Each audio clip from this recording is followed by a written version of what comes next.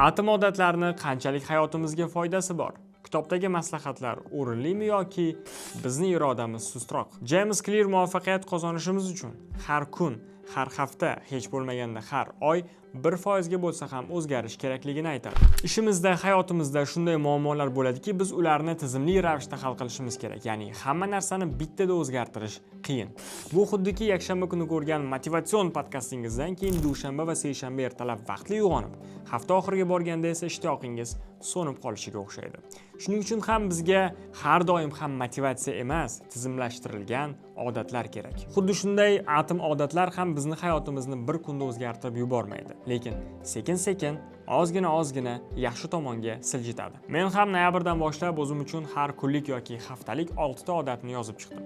Ularning ikkitasi salomatligimni yaxshi formada ushlash, bittasi oilaviy munosabatlarni mustahkamlash va yana biri esa moliyaviy imkoniyatlarimni oshirish uchun xizmat qiladi. Qaysi ilovadan foydalanayotganimni izohda yozib ketaman. Qisqa qilib aytganda, hayotimizni yaxshi tomonga o'zgartirish uchun bizdan olamshumul harakatlar talab etilmaydi. Shunchaki atom odatlar kerak.